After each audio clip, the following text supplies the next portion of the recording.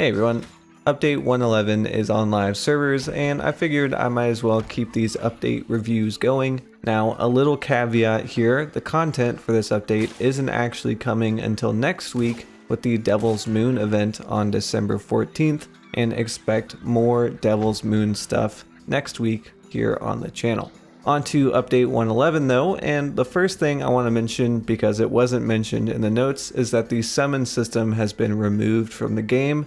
That is those weekly challenges, they are gone, but don't fret too much, they're being replaced soon with a new system coming, and to Crytek's credit, they have already stated that they will issue a refund for the 300 blood bonds if you purchase that extra summon slot, so that's pretty good. I saw some angry gamers about that. A refund is coming as well.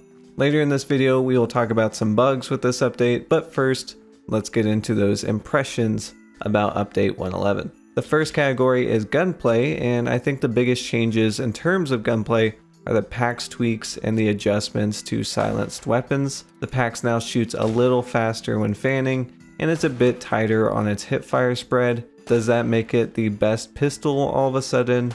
No, but it does help in its reliability department. The Spark Silencer and the Vetterli Silencer also received a small buff to their headshot range. It's a good change, of course, but not really a game changer, just kind of bringing it in line with the Winfield Silencer. Also, flashes are more reliable, but I'm scared to try them and ask an enemy if they worked. So first tests seem that they are okay, but I can't actually be sure if it's like the full thing.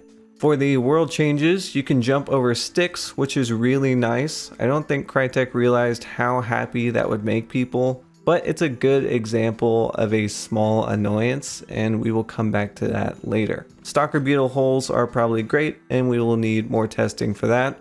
I think I've seen maybe 2 Stalker Beetles this week while playing, so it's just more rare than you'd expect for something that's still pretty new. I also tried to figure out what the change is for picking up weapons. I think they are more accurate when you highlight them while you're aiming, but I'm not sure. I might be imagining that. They seem fine to pick up, but they seemed fine earlier, so I don't know. Alright, and now let's quickly talk about those map changes. Let's start with Stillwater. I did fight at Livestock, and that peak hole did not come into play, but it does seem like a good change. On Devant, I like the more focused windows near the White House. It makes that sliding door less awkward to get to and kind of focuses the defender's attention toward that White House. And that's really nice, and it gives attackers more options on that weird open side. For Lawson, I did have the chimney at Ironworks come into a fight, but it was after the big action had already happened. They did trap it wisely, so I guess the word is out on that entrance. It's still one of my favorite changes with this update, but I have yet to see anybody utilize it to their advantage, attacking or defending. For DeSalle, Stanley Coal Company saw some changes getting into the boss lair, and these look pretty good. I haven't had a fight here, but this section they cleaned up was one of the weird aspects of this compound, and hopefully I'll remember that new ladder access point when I have a bounty fight there. Okay, now let's talk about the bugs. In the latest 111 video, I already mentioned that I like the UI menu bugs that they fixed, like selecting the second ammo spot and that sending you back to the roster screen. Those are good fixes. Same thing for the concertina no longer consuming one of your throwing knives, and the concertina no longer hitting you through walls, or at least doing it less.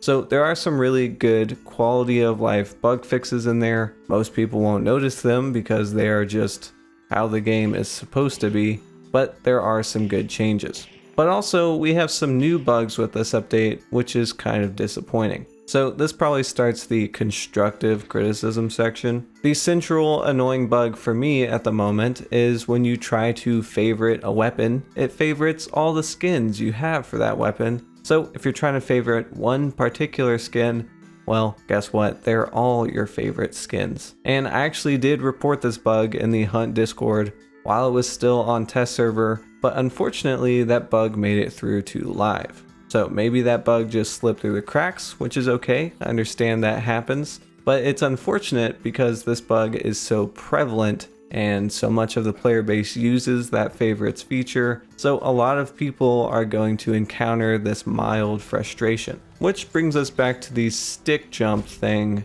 that I mentioned earlier. Everyone tried to do that before, and it was just kind of annoying when the stick would break anyway, and then they fixed it and everyone was elated. So when you have a mildly annoying bug like this one, it just leaves a feeling of like, why is this that way?